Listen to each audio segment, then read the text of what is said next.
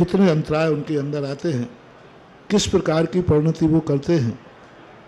वह ऋषभदेव जब अपने जीवन को वह कर्म के आदि, और देखना एक भूल कर्म चेतना के लिए एक दूसरी चेतना होती है, परोपकारी चेतना। परोपकारी चेतना एक स्वार्थमय चेतना होती है जो पापी लोग करते हैं, जिसे औदैहिक भाव कहते हैं। एक परोपकारी चेतना होती है, महापुरुष की कोई भी क्रिया होगी उन्हीं को लाभ नहीं, वो दूसरे को भी लाभ देगी। दुनिया का व्यक्ति जब भोजन करता है स्वयं को ही लाभ होता है, सामने वाले को कोई लाभ नहीं होता, कोई लाभ नहीं होता। वो तो मिटता है, वो तो बर्बाद होता है, वो तो खाली हो जाता है। लेकिन महान आत्माएं जब भी कोई क्रिया करती है तो स्वयं को लाभ होवे या नहीं लेवे, लेकिन सामने वाले को लाभ जरूर होता है, सामने वाला धन्य जरूर होता है। भगवान का अपन अभिषेक करते हैं, भगवान को किंचित मात्र भी लाभ नहीं है, लेकिन वह जल भगवान को छूते ही गंदे तक बन जाता है और 700 कोड़ियों का कोड़ देता। यह है परोपकारी शक्ति। चेतना शक्ति में एक परोपकारी शक्ति को जगाना सबके बस की बात नहीं। परोपकारी शक्ति, चेतना, कर्म चेतना शक्ति परोपकारी शक्ति में बदल लेना, ये महानता है, साधना नहीं है, ये महानता है। साधना जो मैंने बता दी कि साधना का अर्थ है अपने आप को स्ट्रांग करना, मजबूत करना। निमित्त के अभाव में भी हमारा कुछ भी नहीं बिगड़ेगा, ये साधना है। और महानता वह है जब भी हम किसी निमित्त को स्वीकार करेंगे तो मैं ही धन्य नहीं हो जाऊंगा, उस निमित्त की भी कीमत बढ़ जाएगी। वह जल कोई कीमती नहीं था, कोई शक्ति नहीं थी, लेकिन भगवान ने अपने जीवन को इतना परोपकारी शक्ति से उपकृत किया। जिनकी मूर्ति पर लोग जल ढालते हैं, वो जल इतना पवित्र पावन बन जाता है कि मुनिराज भी उसे मस्तक पे धारण कर लेते हैं। ये किसकी शक्ति है? जल की।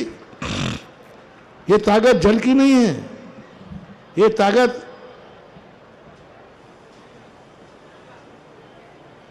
उन तीर्थंकर ने जो परोपकारी शक्ति जागी कि मैं जब भी कोई कर्म करूं मेरा ही लाभ नहीं, सामने वाले को लाभ मिलना चाहिए। और ये शक्ति उस समय जागती है महानुभाव जब तुमने कभी कुछ दूसरों के लिए किया हो। क्या आपने कभी मंदिर आते समय तुमने किया कि मैं दूसरों के लिए मंदिर आया हूं? क्या दूसरों के लिए कभी शांति धारा की? क्या कभी माला फेरी? कभी भावना भाई? दो ही व्यक्ति भावना भाता व्यक्ति, या तो मैं सुखी रहूं या मेरे सुखी रहें, मैं सुखी रहूं या मेरे सुखी रहें। कितनी बार तुमने भगवान को नमोस्तु किया कि सारा जगत सुखी रहे, सारा जगत सुखी रहे।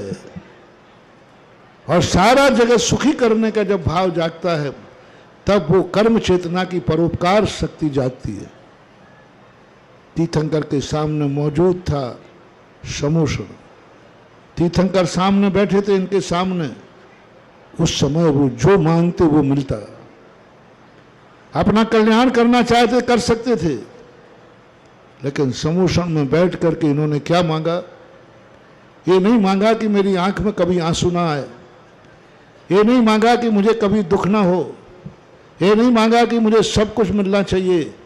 इन्होंने मांगा कि भगवान मेरी भक्ति से यदि आप प्रसन्न हैं, मेरी भक्ति में दम है, तो संसार में कभी मैं किसी की आंख में आंसू न देखूं, संसार में हर व्यक्ति सुखी रहे, मैं नहीं, संसार सुखी रहे। जब उनके पास स्वयं को सुखी बनाने का भाव आया, उन्होंने संसार को सुखी बनाने का वरदान मांग लिया। जब स्वयं के कल्याण की बात आई तो संसार के कल्याण के लिए आगे कर दिया। उस समय इनकी ऐसी शक्ति बन जाती है कि उनकी जो भी क्रिया होगी वह उस निमित्त को भी धन्य करेगी। और आज भगवान उस निमित्त शक्ति को लेकर के निरंतर अयोध्या की तरफ निकल रहे हैं।